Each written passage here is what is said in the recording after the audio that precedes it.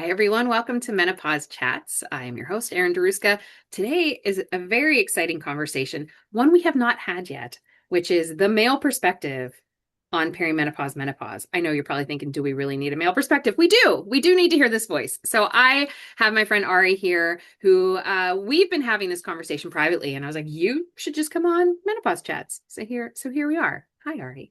Hey, good morning, I'm like, I'm Aaron. so excited. Super exciting to be here. Yeah. So in our private conversations around this, we've been talking, we're both people of a certain age and have partners of a certain age as well. And I am curious for others to hear your perspective on being in a partnership with somebody who is going through the perimenopause menopause process or has gone through that. Yeah, exactly. Well, let's go back to the earlier one about the male perspective. It's Yeah. definitely not the male perspective. I You mean you're struggle, not I've speaking for struggled, all men? I've struggled with that one for a lifetime and a half. So you're like, let I me would say say this first. This is my perspective as a male. it's my perspective as I identify as male. Which will, there's an interesting twist to that actually. But kind of the vanilla version would be yes. About 20 years ago, yeah, my wife started to have perimenopausal symptoms, and it started affecting our life and our relationship. Yeah, And and I yeah, think and then 20 years ago too, I mean if it started 20 years ago, thinking back to like it's much more talked about, I think, today than it was 20 years ago. I remember us having a fight. Oh, Yeah, not physical fight. right. An Relationship, argument. a disagreement, Yeah. let's put it that way. And we were clearly aligned, but yet we were having a disagreement, which kind of blew my mind. Yeah. Um, so some of the symptoms were dryness in, Mhm. in her region. And I was like, let's talk about that. Let's explore that. Like, what is that? Let's be curious about it. And she wanted to have nothing to do with it, I get it. which, There's this idea too of like, you don't know what's going, like for me, it's like, oh, I don't know what's going on with my body. I'd rather just not talk about it, bury it down. Like it's a little bit I often think about how just sexuality wise, thinking of like, cool, I kind of like hold these sort of puritanical views. I don't want to have them, but like it's sort of just like, oh, we don't talk about this. That idea of maybe shame around like what's happening with my body. I don't want to tell you what's happening with my body. I don't want to bring attention to it. And it makes it harder to have these conversations. exactly. And I think, what I remember about that moment, which it was not confined to one day. It was Right. an extended period of Yeah. time where things that like activities that we took for granted that we enjoyed together were starting to change beyond what like our intention. Hmm. And so it became a challenge. And at the same time, now I can tell you, Yeah. like it added a dimension. It was like a relationship struggling to have greater dimension, Hmm. but the society was like, as you said, there was no conversation at all Right. about this. It's just like, you know what? Nope, shop's closed. Exactly. And so I'll just express my side of it was like I remember saying this, you're shutting me out. Mm. And that's not what she was doing. Yeah, It was my interpretation of change sure. that I didn't understand. And Yeah. I not understanding things when we don't understand them, wow. Hello. Yeah. It's an easy forecast that it's going to be a rough and rocky road. Yeah, because when we don't, with lack of information or lack of communication, we make up our own stories. They're normally not positive. Normally not positive, not at all. And I mean, both of us are coaches, so we know and we see that when we're coaching people is like the stories that they tell themselves, and you're like, how do we know that's true? Now, just yeah, that's a great point. So, but at that time, Aaron, I was not a coach. Yeah, Right. So would it have been different? maybe. I would say probably. But let's face it, many people are not coaches, Yeah. right? And just anyone, like when I think about my children and especially my daughter, or if my son, whoever that he eventually his person, I would absolutely be thinking about, offering them perspective and an invitation to be curious around the physical, Yeah. and we talked about this a couple times ago, the endocrine system. Like to me, I'm fascinated by anatomy. I mean, as a mover, dancer, performing artist, podcaster, I mean, musician, I care a lot about the body and what the body can do to express itself. And at the end of the day, that was a moment that was really challenging. And I would really encourage, when I go back and think about that time and that there were no books, Right. a book like I know oh, this is what I wanted to tell you last time. And I was like, I'm going to hold this out for Yeah. for your podcast. The book, What to Expect When You're Expecting, was a very popular book for, generally, I think for women, but I mean, I think it was for couples where they were pregnant and they were about to go through the journey of pregnancy. And that was a book that was very helpful. Even if I didn't read every chapter, it existed. I knew, Denise would absolutely read every page and see it would help our relationship. And if there were a book today about what to expect when whatever this phase is, which I I call a form of eldering, I believe that nature and our bodies um, prepare us for different phases of life, and I believe this is the one that's part of the eldering process. And I look to the whales, to the orca whales, who also the females go through menopause as best we understand. Yeah, and I don't know if did you see the email I sent you? I did. I know. Yeah. So So I good. was watching something else and I was like, whales. But it was about the idea that like there are other mammals that go through menopause, but it's really about then centering around connection and passing wisdom on to the younger generation. Hello, this podcast. Hello, right, exactly. This podcast, to me, I said that to you, is like this is a form of eldering where Yeah. wisdom can surface that the folks who are going to be eventually going through this, or they're going through it now, Yeah. very, very relevant. And again, occupying a vacuum where the prediction is 100% we're going to make up stuff about this and interpret it when we don't have information and we're not Yeah. curious. Yeah, and I'm not a doctor, and so it's really for me is about surfacing people's individual conversations and experiences. There are other people who are doctors who are doing their own thing, and that has its place as well. And there are some books you were talking about. One of the ones that I actually had marked a section for my husband to read because it talked just exactly about what we were talking about, what's happening with me and my husband and you and your wife, around, the disconnect. The book's called The Upgrade, and it is about the disconnect of like, a woman has physical symptoms. So whether it's dryness, pain, Mhm. just discomfort, and then pushing away because it hurts, right? And Mhm. then the men not understanding, or the male partners not understanding that this is what's going on because we're not talking about it.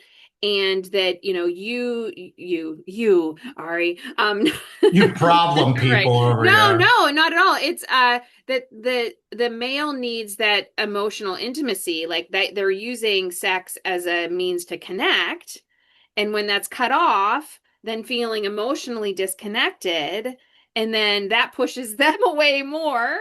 And, so then you're just creating this chasm versus being able to have the conversation to say, listen, I'm having these physical symptoms, which is making me want to push away. And you interpret my pushing away as not wanting you as a partner, as a person, as a, husband. And, and then how do we bridge that? It's like, here's what's happening. What else could we do to um, be, emotionally connected? Right. So, which is a really interesting open door here to say that Denise is a physician. Right. So so we're in this first couple of years of this perimenopause, and I'm thinking to myself, this is a physician? Like, what kind of training do you have that doesn't allow for us to have a conversation, just not even an emotional conversation, a physical? And I'm like, wait, that was a wake-up call. Like, oh, is there discrimination? Is there sexism within the medical field? And the answer was very clearly yes. Hmm. And it was amazing because Denise is so, um, she's like as a pathologist, she's just a phenomenal diagnostician. And to be able to not to be a diagnostic, if I just empathize sort of with her perspective and think like if I were an amazing, even if I were just a sufficient diagnostician and I couldn't diagnose myself or ask anyone how to diagnose myself, that just indicates like for me and my experience would be like I need to change and challenge my perspective and not take for granted that the medical community is sexist free. Yeah. It's just not. And that kind of discrimination boils my blood. Yeah. Well, and there's also, there are books about that as well. Now there are. Now Yeah. there are. Yeah. Yeah, just about how, this hasn't been studied. There was a bad study. There's a flawed study that like sort of The put flawed everything on study. hold Yeah, the for, estrogen you flawed know, study that I yeah, for heard like about. over 20 years, probably around the time, Yeah, just you around the know. time. And so, there's all of this misinformation. And now finally stuff is starting to be studied more. But then also, if you look historically, people didn't always live to be as old as we are now. So Hmm. sometimes their women weren't going through this because, and then we weren't studied. And so, if we weren't studied, I get into this whole idea of like, is it because, after childbearing years, who cares? Like you're of no use. And as someone who chose not to have children too, it's even more of like an FU. It's like, was I always useless? Because I wasn't, allowing my body to reproduce, It's really well, yeah. Did we open up this can of worms? Yeah, I think there's a lot of worms here. I'm hearing you for sure. What also boils my blood, and one of the reasons I started the podcast was that for me personally, it was a process of eldering. A really good friend of mine and I were camping, um, and we were talking about, what was our next chapter after our. He was a therapist and a coach. Um, and he suggested it. He was like, Ari, I think you could really do a podcast. I'm like, okay, cool. But I gave myself about 3 months to research, and for me, eldering was the call at that point. And culturally, what you just mentioned is really, I think, extremely powerful mention. Like the fact that you could feel, Aaron, because I know you pretty well, that you're going to feel your feels pretty quickly and you're going to be curious about them. For you to think, or for me to think, or anyone to think that we are useless beyond a certain phase of our life is horrendous. Yeah, And I started the podcast to bring forth and to help others and to the community to create a sense of that no, there's no cliff just after your regular career or your time to reproduce. yeah, And you're an inspiring person, and because of that I think you are reproducing some sense of the wisdom, which is life anyway, right? I yeah. mean, I want to think that, and maybe I'm wrong. Yeah, and it's the idea of like birthing ideas or birthing other things, not a human. Right, but Yeah. is that shouldn't be Yeah. problematic Well, say, for. and those years are not over. They're just starting. I sure hope so because I love your podcast Yeah. and I know that's going to be a contribute to a greater good. Yeah, it's interesting to me too, like the idea of, um, yeah, where do that is part of what I do in my coaching now. Like my coaching has shifted and changed over the time that I've been a coach. And I right now really want to work with women to understand that like this is the beginning. It's not the end. Because people think like, oh, it's the end. Like I'm going through this thing, like you said, it's this cliff, and we've all jumped off, and that's it. But it's really the beginning. It's like where, this is a great time to go back and look and say, what do I want to do? What did I believe in the first half of my life that isn't true anymore? And what can I do now? Live more intentionally, live more magically, because there's no other time than now. But also at this age, I feel like there's a big, like, I just don't care as much. I don't care what people think about me. I don't care if you like me. I just, I I spent, love that part. I do too. I spent so much of my earlier life worrying about what other people thought, feeling like I didn't fit in, realizing that, like, I don't need to fit in. Like, this is who I am. And if you don't like it, cool. But I always say, for the right people, I'm the right person. For the wrong people, they're gonna be like, yeah, see you later. Cool. I love when people like follow me. I literally, when I see that, like if I see my number go down, I go, thank you. Thank you for leaving. Yeah. Thank you for seeing yourself out. Don't let the door hit you on the butt on the way Right? out. Yeah. So what I like about what you're saying is like, especially from the partner of the person Yeah. going through um, husbanding, what's the importance of husbanding? And fathering is different than I think than husbanding. Say Um, more. Fathering for me, I'm going to get emotional if I talk about my kids and the phase of where they are, my relationship to them, which has always been changing, but it's more salient today. Because you're the Uh, adult children. I have adult children.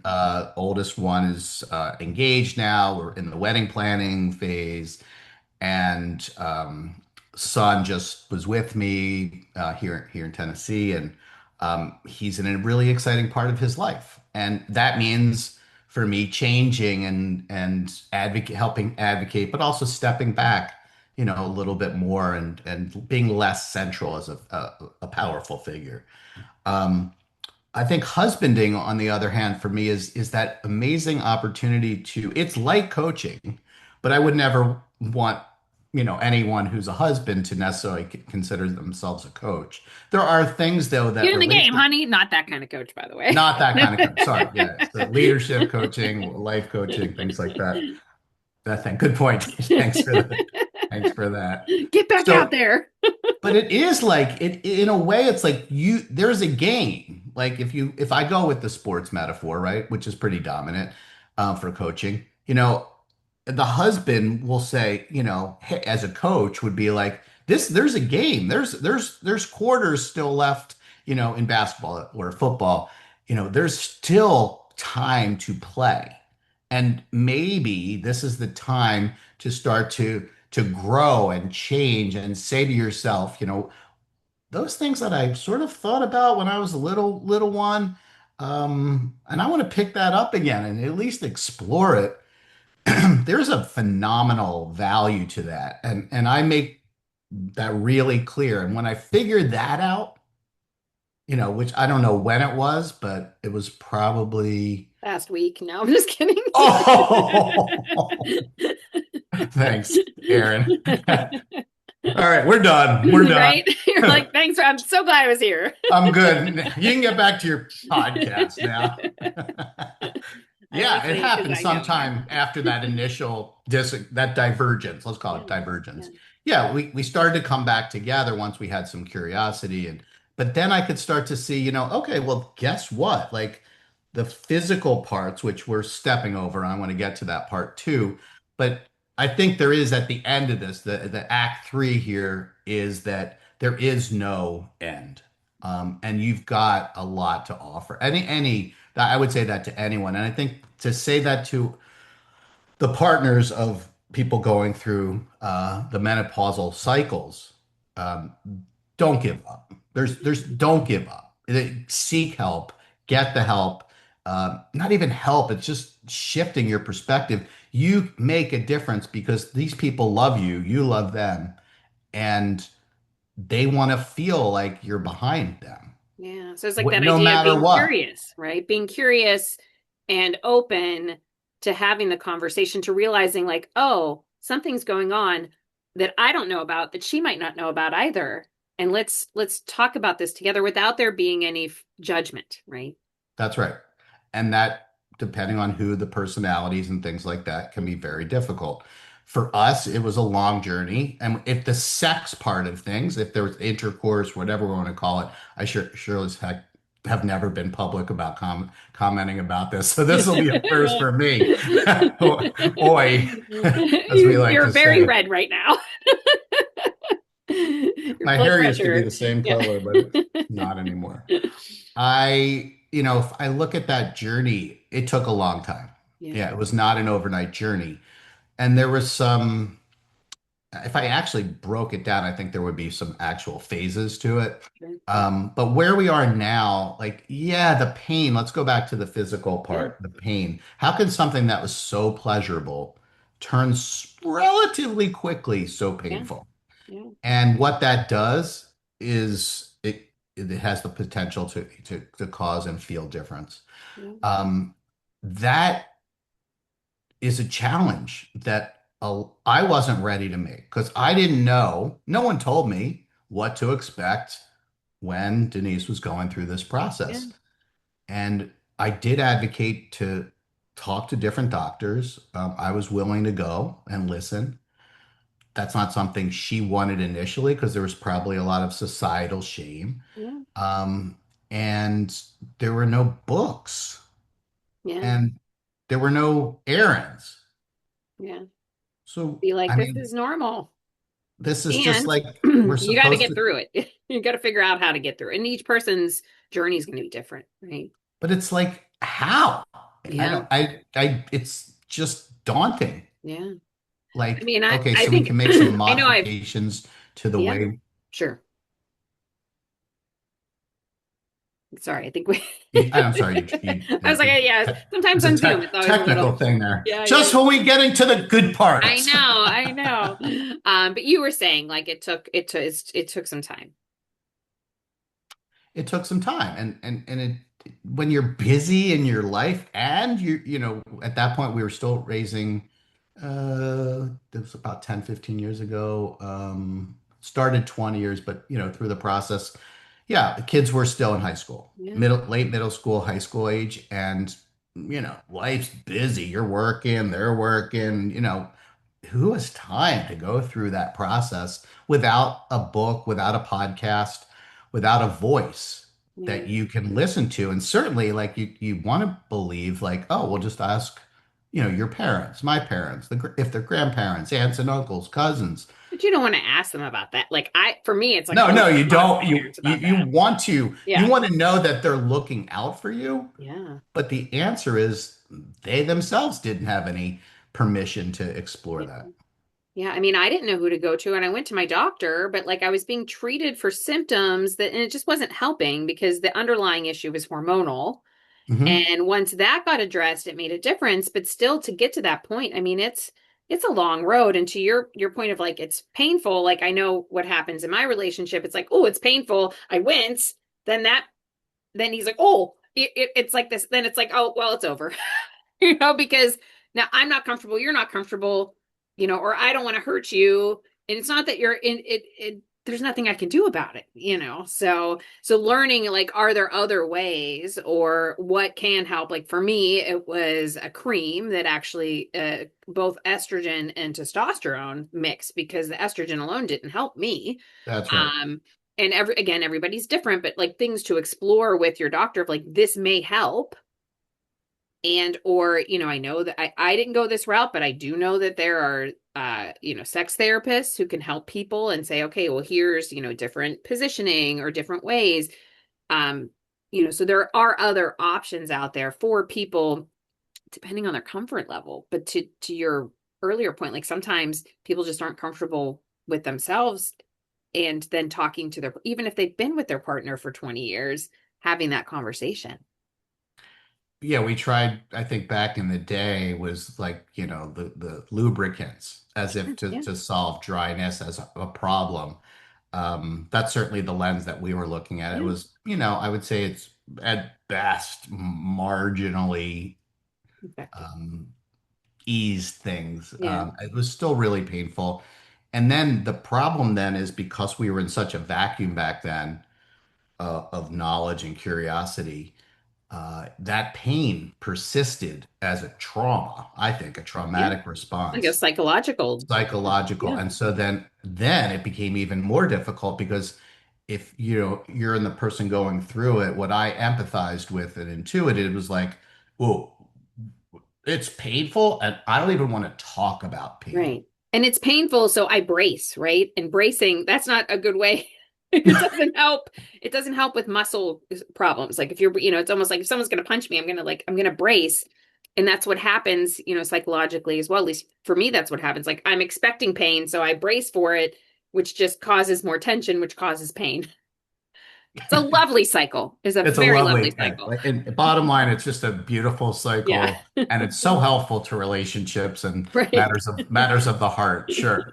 Uh, yeah. So, and then from my perspective, it was like everything was like, when you're dancing with someone who's just afraid, Yeah. um, then you start to get into that space of like, oh, whoa, I don't want to do that. I don't, it's more about what you don't want to do rather Right. than following the impulses of what you do want to do. Instead of bringing people together, it pulls them apart. Yeah. And then you've got to learn to bridge that. Or, I think we had this conversation before too. A lot of people in our age group will divorce. I think it's such a high percentage, I Yeah. think. I think Not I the saw overall. somewhere, yeah, I think I saw somewhere the other day. I can't remember the exact number, but it's like the highest population right now of divorce rates is in this like sort of 50 plus. I, 50 plus age, but I Yeah. think that the percentages are even much greater than 50. Yeah. Oh no, yeah. But I mean it's just like in like the age in this age range, it's like the highest grouping of people who are getting divorced. Right. No, no, for Mhm. sure. And I'll be honest with you. It's not like we didn't consider that because it Yeah. was so Right. frustrating. Yeah. I mean, I Absolutely. don't know how there was just, some And mine blessings. was around the same time as the pandemic. So it's like, Oh, starting there and then like, and our friend Nancy, like bless her, she let me live in her house for a little bit because she wasn't there because she was at her beach house. And so it gave me space and it gave us time to be able to come back together. But it was, there was a moment, like you said, where it's like, you know, is this where it goes? Is this it? I mean, let's think it through rationally as best we can. It's probably for those who are unwilling to go through a process of patience and curiosity and are more grounded in who they are. It's probably the path of least resistance. Yeah. And not to judge it, right? I'm Right. not here to judge it. I'm not here to defend one system or institution Right. over the other, but it's certainly a source Yeah. of challenge. And I'm so grateful to, when you said last year to me, you're going to start, you know, um, a podcast about menopause. I was so excited because I knew firsthand, like that would have been a game changer. I Yeah. mean, just a game changer. Would we have wanted to explore that, some of the topics from the podcast for sure, but we were just in the desert. We were Yeah. in the desert, and any glass of water would have been so refreshing and would have encouraged us and give us a sense of hope, I guess, or something like that, even though I don't believe in hope right now. But um, That's back in the den, that's for another day. that's a different conversation. Right. But yeah, so what did I learn was that patience is super important. Yeah. Persistence is important, not with forcing anything, but to take a step back. And that's what my podcast is about taking a step back. When does society give us permission to take a step back, even on a weekly basis? Um, because we are in the Bible Belt, there is a Sabbath and there's a purpose to Sabbath. Um, and I'm not saying it has to be institutionalized, but even in a day, even in a moment where we learn, best practices of just getting through our day, where we take a 2 minute break, a 5 minute break, where we can breathe, we can settle, we can say, what am I experiencing now? And that's not going to necessarily shut me down for the rest of the day. Like Yeah. there's a lot there in a relationship. That was the time. I think that's what the beginning of that cycle's about. and then to start to usher in the next phase because it's going to happen. At a certain point, the person who's experiencing these symptoms is no longer going to be able to reproduce. Yeah, and in work that we've done together around, the opportunity to respond versus react, right? Hmm. And so what many people do at this time is they react when really they should get curious and pause Yeah, and then respond to each other. that's right. Well, this has been a great conversation. I'm so grateful that you joined me and you were like, yes, I'll do this. So thank you, thank you, thank you. Yeah. Thank you for listening, watching. Please comment, share. And if you're interested in being a guest, please reach out to me. All right, why don't you, before we leave, tell people about your podcast and then I can put in the show notes how to find you. Sure. Yeah, we just finished we're finishing our third season. We've got close to 65 episodes out.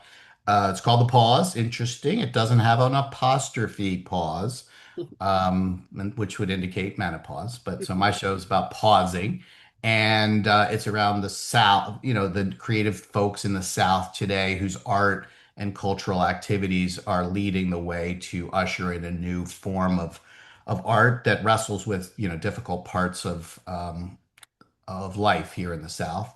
So that can be found on Apple and Spotify.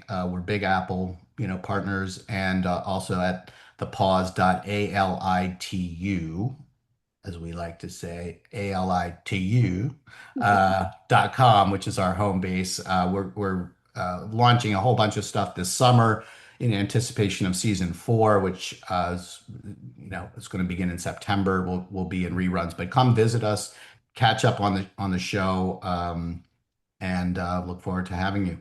Great. Thank you again. Thank you, everyone. Woo, and we will see you next time. Great. Thanks, Aaron.